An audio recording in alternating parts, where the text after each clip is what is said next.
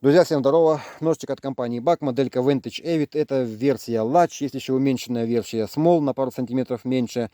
Этот ножичек у меня уже очень давно, ему уже лет 10. В принципе, я особо его не жалел. Этот нож я использовал в любых работах. По строительству этот нож у меня частенько работал. Он у меня гипсокартон резал, провода любые разделывал. Когда-то разделал этим ножом высоковольтные провода. В принципе, он справляется с любыми задачами. Линолеум стелил этим ножом. Ну, то есть я его особо не жалел, как бы использовал нещадно. Посмотрите, спустя 10 лет использования этого ножа, в принципе, с ним ничего не случилось, он в отличном состоянии. Ну, единственное, что пооблазили надписи, но это болячка всех ножей, наверное, баковских, у них всегда облазят надписи. У меня было штук 6-7 ножей, во всех надписи довольно-таки быстро постирались.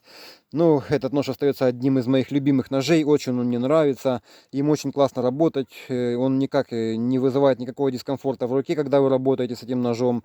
Клипса вот не давит на руку, да, то есть довольно-таки долго можно этим ножом работать без перчатки. Очень классный нож, очень удобный. Клипса, кстати, классная. Клипса внутренней посадки, то есть нож полностью садится в карман и никак не выступает, то есть вообще не видно, что вы в кармане у вас нож.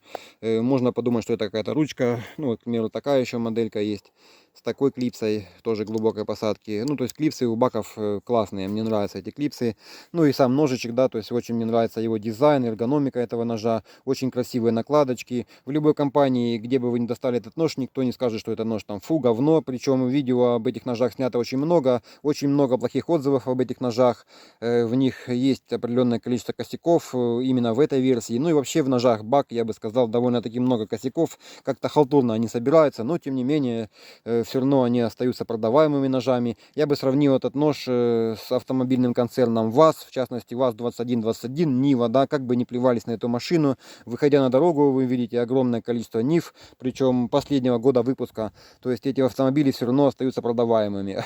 За что-то народ их любит. Ну и в данном случае этот нож все равно остается продаваемый, несмотря на его кучу косяков. В принципе, эти ножи покупают, любят, ценят. Ну вот, смотрите, такой косячок. Вот у меня совсем еще такой не совсем косячный нож.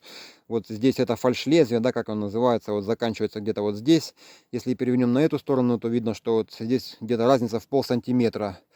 То есть, ну, не совсем приятно. Ну, здесь это не особо видно. Ну, как бы не совсем приятно, конечно, покупая за 80-90 долларов нож, получить такую фигню. Что еще есть косяков? Я бы сказал, во всех ножах баковских у меня их штук 6-7. Они довольно-таки ржавучие. Ржавчина появляется мгновенно. Но если там где-то месяцок-другой не будете этот нож использовать, лучше обработать его маслицом, потому что довольно-таки быстро появляются пятна ржавчины. Ну вот, я уже, конечно, его обработал, но видно вот в этом месте, да, вот это вот место, это не грязь, это ржавчина. Вот, я туда еще просто не подлез. Этот ножик я не использовал уже где-то месяц-другой. Я кайфовал пинелем. Достал этот нож, появилась куча ржавчины. Ну и все эти вот детали, там лайнеры, да, вот эти металлические детали, они довольно-таки быстро ржавеют, появляются точечки. Нужно этот нож обрабатывать частенько маслом. Тем более, если долго не используете. Ну и на всех остальных баках у меня та же фигня. Что еще по костякам именно в данной модели? Вот посмотрите, такой плавничок, да, то есть если бы он был немножечко больше, проблем бы не было, но он такой маленький, еще такой зашлифованный, весь гладенький, то есть открыть этот нож вот таким образом практически невозможно, то есть нужно немножечко доводить его, нужно приловчиться пользоваться этим ножом. Эта дырочка, как бы этот спайдер холл, он как бы тоже не особо-то нужен, ну можно в принципе открывать за него, если у вас пальцы потолще, вы им не подлезете. Очень неудобно. Ну, так, в принципе, приловчиться этим ножом можно. Ну, и опять же, косяк из-за того, что вы вот так вот постоянно щелкаете, да, доводите этот нож.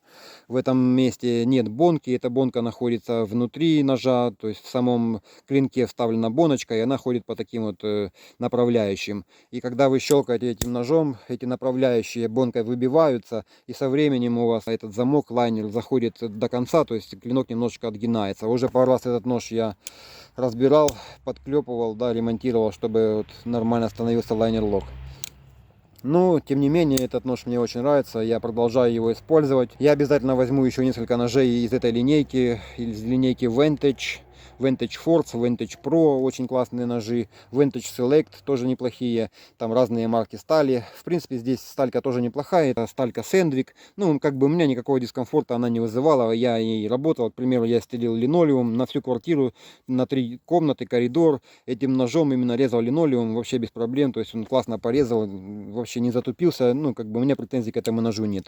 Опять же, работать этим ножом само удовольствие, здесь очень толстый клинок, в принципе, выполнять этим ножом можно любые работы, ковырять, к примеру, да, что-нибудь, то есть, ну, не страшно, то есть он не сломается, при том, что здесь спуски практически от обуха, они еще вогнутые, то есть ножичек очень тонко сведен, он классно режет, довольно-таки резучий, продукты резать этим ножом одно удовольствие. Несмотря на то, что они косячные, я все равно рассматриваю покупку еще многих моделей от этой компании.